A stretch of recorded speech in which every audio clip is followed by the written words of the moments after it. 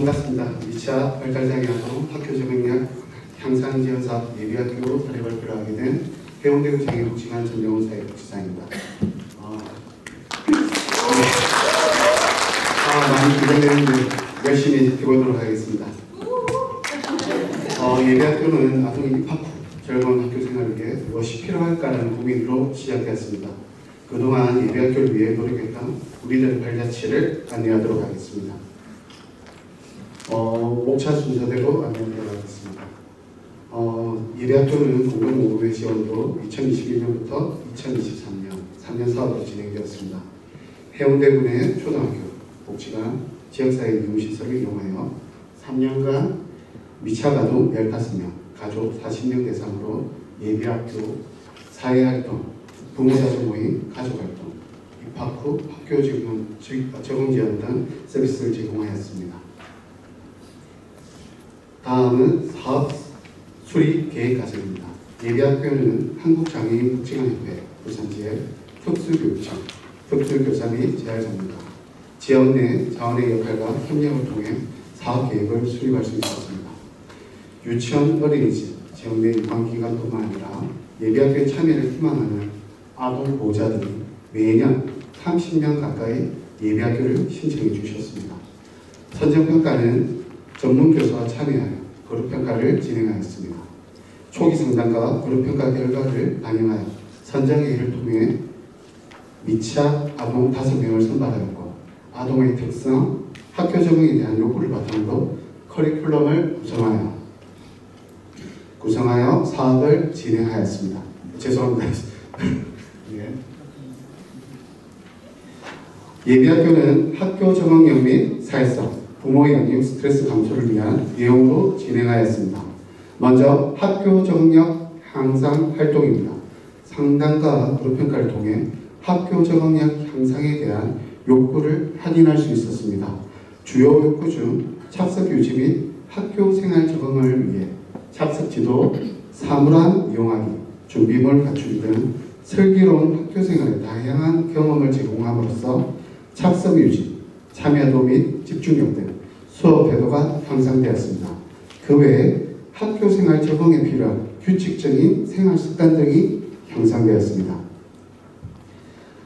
다음 주요 욕구는 신변 처리 및 학교 시설 이용입니다. 손 씻기, 화장실 이용, 환경 정리, 도서관, 운동장, 식당 등 다양한 학교 시설에서 체험 활동을 진행함으로써 자신의 신체뿐만 아니라 주변을 깨끗이 정리하는 방법, 학교 시설물 이용에 필요한 규칙 및 질서 형성에도 도움이 많이 되었습니다.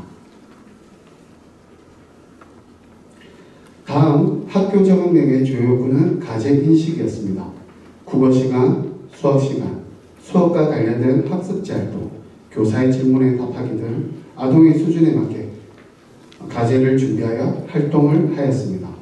학습지에 대한 인지 향상, 학습 참여도 집중력 향상뿐만 아니라 시간표 챙기기, 준비물 갖추기, 자기 표현 등 학업 기술이 향상되었습니다. 다음은 사회성 향상 활동 내용입니다. 사회성 향상에 대한 주요 욕구 중 규칙 및 질서 향상을 위해 대중교통 이용하기, 기장이와 지구체험, 충길사 안락서, 예절교육, 마트 체험 등 지역사회 자원을 활용하였습니다. 그 결과 대중시설 이용에 대한 규칙 및 질서 향상과 자신에게 주어진 활동 영역에서 이탈하지 않고 적극적으로 활동에 참여하였습니다. 다음은 대인관계 향상을 위해 완성된 작품을 친구들 앞에서 자랑을 하거나 친구의 이름을 호명하며 상호작용에 필요한 행동양식, 의사소통 기술 외 다양한 그룹 활동을 진행하였습니다. 이러한 활동을 통해 대인과의 상호작용에 필요한 행동양식에 대한 습득을 할 수 있었습니다. 다음입니다. 예비학교는 아동뿐만 아니라 가족에 대한 환경적 개입이 이루어지는 사업입니다. 자녀 양육정보 부재 및 자녀의 학교 부정황에 대한 불안감 해소를 위해 부모자조 모임, 부모교육 활동을 통해 정서적 지지체계 구축, 양육정보 습득 등 가족 역량 강화에 많은 도움이 되었습니다. 부모 자주 모임 활동 중에서 정기적 모임을 통해 학교 입학 전 보호자로서 준비 과정, 입학 후 자녀 양육 방법, 그 외에 양육자의 심리적 관리 방법 등을 진행하였습니다. 특히 자녀의 학교 적응 지원에 필요한 양육 정보 교환과 서로를 지지하고 위로할 수 있는 모임이 되어 가장 좋았다는 긍정적 의견을 주셨습니다.